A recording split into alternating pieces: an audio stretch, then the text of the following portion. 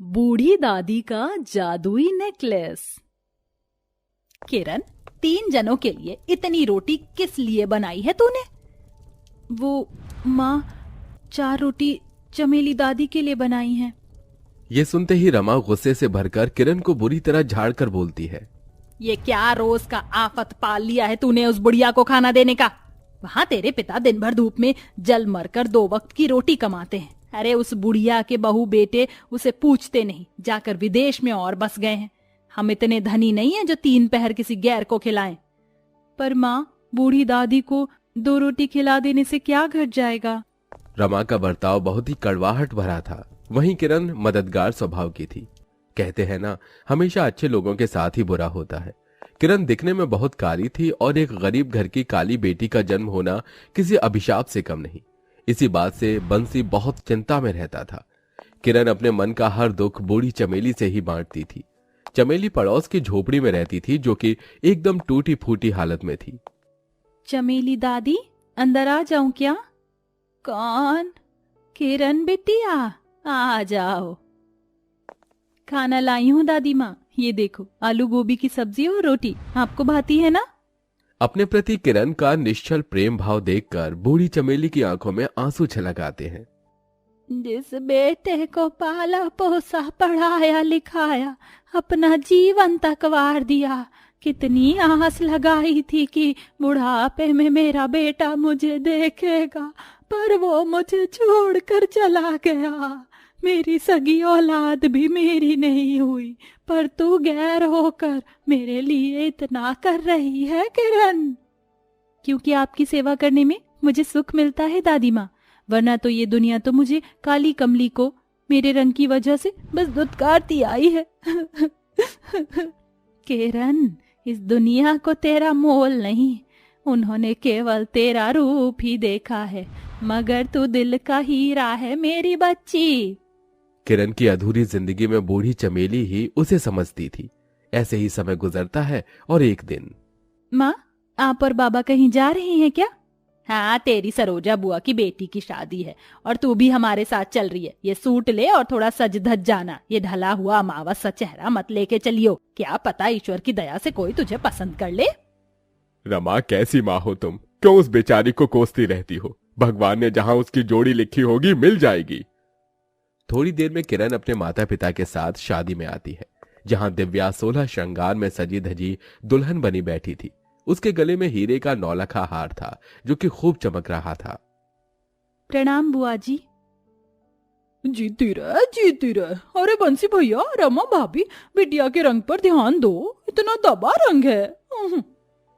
मैं तो बोल बोल कर थक गई हूँ सरोजा जी, थोड़ा उपटन किया कर। मगर ये तो बस सारे दिन उस बुढ़िया की सेवा बाड़ी में लगी रहती है। तभी सरोजा इतराकर अपनी बेटी दिव्या की खूबसूरती का बखान करती हुई बोली, आजकल लड़की के काले होने के चलते देखते ही रिश्ते कट जाते हैं, पर जो लड़की रूप की धनी हो तो दान दहेज भी नहीं देना पड़ता। अब मेरी बेटी दिव्या को ही ले लो, भगवान ने दूध से गोरा रंग और गड़े नए नक्श दिए हैं, फट से रिश्ता लग गया। फिर क्या, मैंने भी चटमंगनी पट ब्याह कर दिया। 1 रुपया नहीं दे रहे दहेज, और शादी का खर्च आधा लड़के वाले उठा रहे। ये देखो, दिव्या की सास ने हीरे का हार सेट भिजवाया था जोड़े के साथ। मम्मी, किरण की किस्मत मुझसी नहीं, ये तो काली है काली। ऐसा 9 लाख का हार इसके काले गले में नहीं जचेगा। सबकी ताने भरी बातों ने काली किरण का दिल तोड़ दिया। जैसे तैसे सरोजा एक अजीबोगरीब रिश्ता उनके घर भिजवाती है, जहां मंदा नाम की एक औरत अपने बेटे सुरेश के साथ बैठी थी, जो कि दिखने में बड़ी उम्र का था। भाई साहब, नाश्ता पानी तो होता रहेगा, जल्दी से लड़की दिखा दीजिए, मैं देख कर आती हूँ। तभी सामने से किरण चलकर आती है। लीजिए, आ गई किरण। तभी जैसे ही किरण लड़के को देखती है तो उसकी आंखें डबडबासी गई। माँ, इसकी उम्र तो मुझसे ज्यादा है। हाँ, तो तू भी कौन सी इंद्र की परी है जो तुझ काली को लेने कोई राजकुमार थोड़ी आएगा।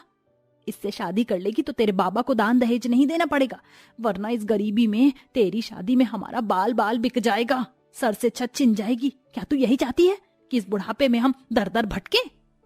ये सब सोचकर किरण मौन खड़ी रहती है, पर पिता होते हुए बंसी अपनी बेटी की मन की विडंबना को देखकर रिश्ते से मना कर देता है। बहन जी, हमें रिश्ता मंजूर नहीं। अजी, ये क्या कह रहे हो? जब रिश्ता करना ही नहीं था तो हमें यहाँ क्यों बुलाया बेइज्जती करने को? सारी जिंदगी कुंवारी बैठी रहेगी तुम्हारी ये काली कलूटन बेटी, देख लेना। चल बेटा। नंदा उठकर चल देती है, मगर गरीबी से झुंझलाकर रमा अपनी कड़वी बातों से किरण का बहुत दिल दुखाती है। तेरी वजह से हमारा जीना दूभर हो गया है, जाकर मर क्यों नहीं जाती तू?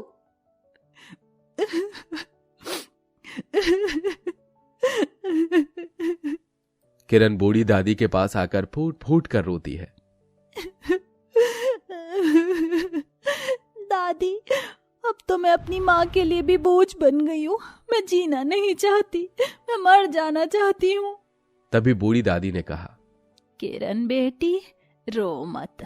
जा वहाँ झोपड़ी के कोने में जो संदूक रखा है उसमें एक लाल पोटली होगी, उसे लेकर तो आ, मैं तुझे कुछ देना चाहती हूँ। किरण पोटली लाकर उसे देती है, जिसमें एक बहुत ही चमचमाता सा हार था। ये ले बेटी, ये एक जादुई नेकलेस है। इसे पहनते ही तू हूर की परी जितनी सुंदर दिखने लगेगी। मैं वैसे तो इसे अपनी बहू को देना चाहती थी, मगर तूने निश्चल भावना से मेरी सेवा की, इसलिए ये जादुई नेकलेस तेरा है। उसे तू पहनना, मगर याद रहे इस नेकलेस का दिया हुआ रूप पूरे दिन में कभी भी ढल जाएगा, तो तुझे ये नेकलेस उस वक्त पहनना होगा। जी दादी, आपका बहुत बहुत शुक्रिया। किरण उस नेकलेस को लेकर अपने घर आती है और जैसे ही शीशे के आगे उस जादुई नेकलेस को पहनती है, उसमें से एक तेज निकलता है और उसका रूप दूध सा गोरा सुंदर हो जाता है। हाँ, बूढ़ी दादी का दिया नेकलेस वाकई में जादुई है। थोड़े ही दिन में किरण की शादी कमलावती के बेटे आदेश से हो जाती है और वो बहू बनकर ससुराल आ जाती है, जहां उसे सास का खूब सारा मान दुलार मिलता है। बहू, दाहिने पैर से गृह प्रवेश करके अंदर आ जाओ। जी माँ जी। किरण गृह प्रवेश करके अपनी सास के पांव छूती है। जुग जुग जीती रहो, भगवान करे तुम्हें किसी की नजर ना लगे। देखो तो है ना लाखों की एक तेरी भाभी। हाँ तो क्या करूं, आरती उतारूं इनकी? ये कहकर नंद निशा पैर धमकते कमरे में चली गई। बहू, लगता है उसका मिजाज बिगड़ा हुआ है, तू बुरा मत मानना उसका। आदेश, बहू को कमरे में ले जा। चलो किरण। बूढ़ी दादी का दिया जादुई नेकलेस जैसे किरण की अंधेरी जिंदगी में खुशियों की सौगात लेके आया था, पर फिर रात ढलते ही नेकलेस की चमक खोने के साथ किरण काली पड़ने लगी। अरे नहीं, मेरा रंग तो काला पड़ रहा है, मुझे जल्दी से वो जादुई नेकलेस पहनना पड़ेगा। किरण झुंझलाकर उठी और नेकलेस पहना और वो सुंदर हो गई, तो आईने में खुद को देखकर वो आराम से सो गई। अगले दिन पहली रसोई से उसने सभी का दिल जीत लिया। यूं ही दिन गुजरने लगे। किरण हर दिन जादुई नेकलेस को रंग फीका पड़ते ही पहन लेती और सुंदर हो जाती थी। किरण अपनी जिंदगी में बहुत खुश थी और अपनी खुशी बांटने के कुछ दिन बाद वो दादी के पास गई। आ गई मेरी बच्ची, कैसी है तू? मैं बहुत खुश हूँ दादी, आपके नेकलेस की वजह से मेरी जिंदगी बहुत अच्छी हो गई है। सब मुझे बहुत प्यार करते हैं। पर दादी, आप ठीक तो हो ना? वैसे थोड़ी बीमार हूँ, पर तुझे देख अच्छी हो गई। वैसे मेरा बेटा आ रहा है मुझे लेने, उसके साथ जा रही हूँ विदेश। ये तो बहुत अच्छा हुआ दादी, आपकी भगवान ने सुन ली। चलो, मैं आपके लिए खाना लाई हूँ, खा लो और दवाई भी लो। और ये मेरी तरफ से आपके लिए कुछ तोहफे हैं, मना मत करना। बूढ़ी दादी को खाना दवाई खिलाकर किरण अपने ससुराल चली जाती है और अगले दिन दादी भी अपनी बेटी के साथ विदेश चली जाती है। वहीं ससुराल में अब तो जब देखो कमलावती बस किरण की सुंदरता का बखान करती रहती थी।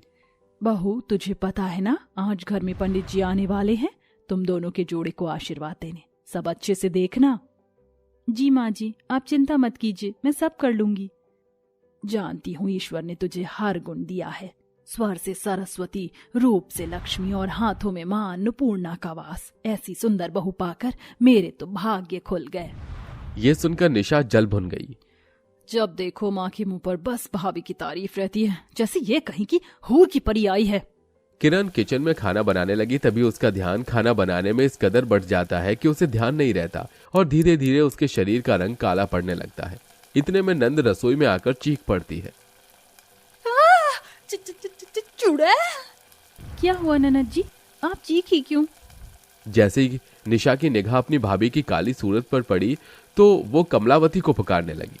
माँ, माँ जल्दी आओ, भाभी भाभी जैसी नहीं दिखती है।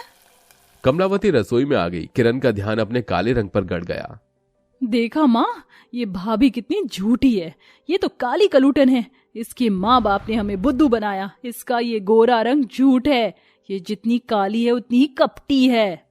सारा नजारा निशा की मुंह जुबान सुनकर भी कमलावती ने देखा कि किरण की आंखों से टप टप आंसू गिरे जा रहे थे। उसने कहा,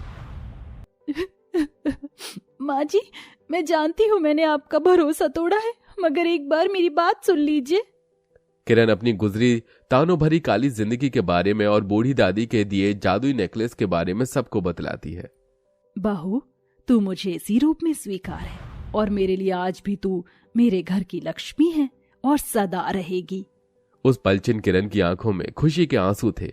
उसे फिर कभी जादुई नेकलेस से अपने काले रंग की सच्चाई को छिपानी नहीं पड़ी, मगर आज भी वो नेकलेस उसने बड़ी जतन से संभाल कर रखा है।